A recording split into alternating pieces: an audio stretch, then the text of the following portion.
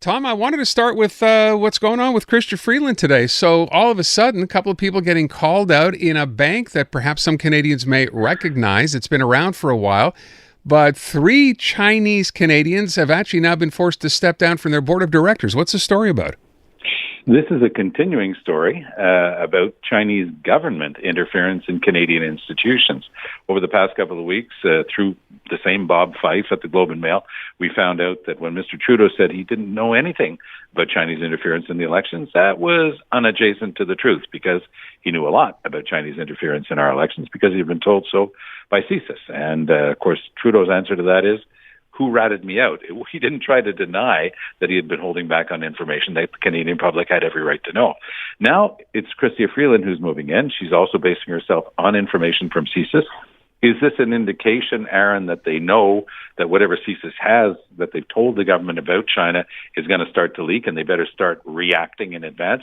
There could be a lot of that in this move by Chrystia Freeland, but the nub of it, this Chinese bank this Canadian bank, under Canadian law, is controlled by a lot of people who are very close to the Chinese Communist Party. And finally, the Canadian government, which knew about it, has finally decided to act.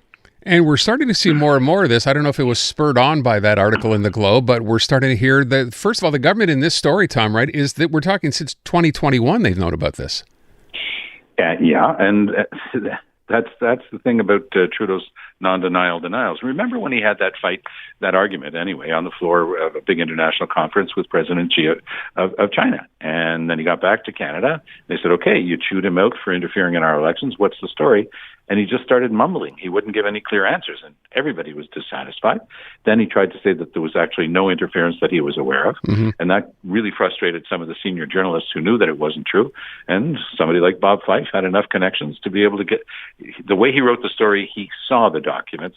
I'm not sure he was actually given a physical copy, but he certainly had a chance to consult the documents, and then the government was obliged to admit that it was true because they wanted to find out who the whistleblower was. And I want to get off the story, but at the end of the day, so three people stepped down from the board of directors. The bank says, yes. No, this is where, there's some very well connected banking people here in the country on this bank. Yeah. Is this just the first step, or is this the end of it? I think it might be the end of the bank.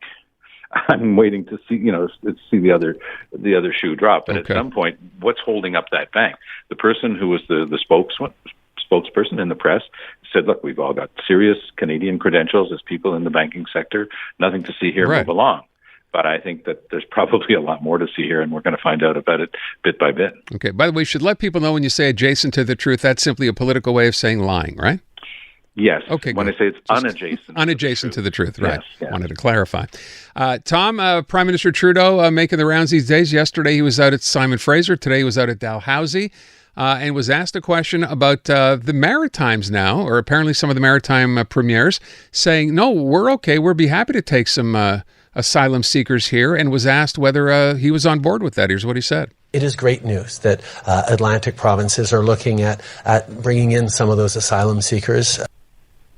Is that all he said, Brian? That was it? Oh, that's all he said, Tom. I'm sorry. Well, that's interesting, and it is great that the Maritime Premier said that. But one of them, and I believe it was the Premier of New Brunswick, put a number on it. He says, yes, we're more than willing to take in our share. In our case of New Brunswick, that would be about 100 to 125 people. Well, Quebec has 40,000. And we don't have that many times the population of New Brunswick. It was just another way of showing that Quebec has been absorbing more than its fair share. And again, we talked about this yesterday, but a lot of people are starting to notice that Justin Trudeau got upset about this and started reacting when it started hurting his key constituency, which is not Quebec, it's Ontario. I want to go back to something the other day we didn't get a chance to talk about. I saw someone refer to this poll again today. So we've talked about federal polls. There have been a couple that showed the Conservatives most recently ahead. Another one that showed, no, the Liberals and them are pretty much in a dead heat. And then someone questions the validity of individual polls. So what's your take on the most recent ones we've seen? Is this accurate? You think the Conservatives are that far ahead? Well, I do think that the person who made a point about not concentrating on one individual snapshot was right on. You've got to be careful. But this is, in my mind, at least the third, if not the fourth, consistent poll that has been showing that the... I'm sorry, I'm at a conference. And I was going to say, I hope you're not getting a ticket. Okay. No, I'm at a conference in Toronto where I'm about to take part in a debate. So I have a feeling this is the third, if not the fourth consecutive poll that shows the Conservatives with a substantial lead, well outside what we call the margin of error. So the margin of error is 2-3 points. They can be off on any given poll. But now we've got a couple of polls in a row showing an 8-point lead for the Conservatives. And there's one question in that poll that I really think is key. That's the question about whether you think the country's going in the right direction or not. And 70% of Canadians say they don't think we're going in the right direction. And in my experience, Aaron, that is almost an impossible number to turn around. No matter how long till there's that next federal election. That's a pretty big number. All right. Last thing I want to ask you about Quebec deciding today, we've been told by the CAQ government, there will be no further consultations on hazing in junior hockey. The Quebec Major Junior Hockey League kind of is saying, well, we can take care of this on our own. The problem is not as bad here as perhaps it is in other parts of the country. What do you make of this? I think that they're right. The problem is not as bad here as it has been in the rest of the country, because what's been reported is just absolutely horrendous.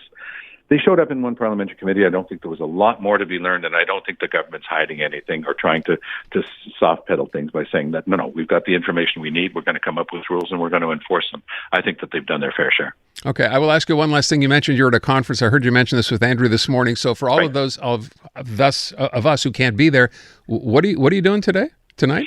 So this is the C.D. Howe Institute, and they put on every couple of years, they put on a debate called the Regent Debate, and tonight's debate is on the privatization of healthcare, which is interesting because we just got the healthcare deal between Ontario and the feds yesterday, and 2 days ago we had Doug Ford's bill to privatize a big chunk of healthcare. And we've been working on this debate for like a good 8 to 10 months. So whoever decided that was the topic this year had a pretty darn good crystal ball, and we're going to have fun with it tonight. It's one of those classic things. I'll be with a senior professor from the medical faculty at the U of T, a wonderful woman named Danielle Martin, who's in charge of family medicine there.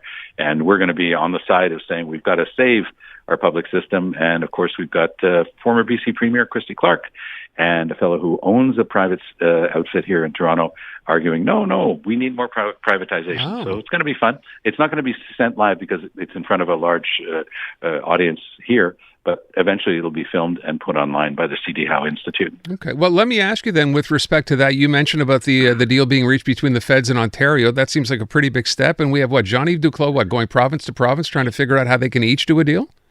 Yeah, and because the situation changes ever so slightly, simply because of the size of the provinces and what has to be covered.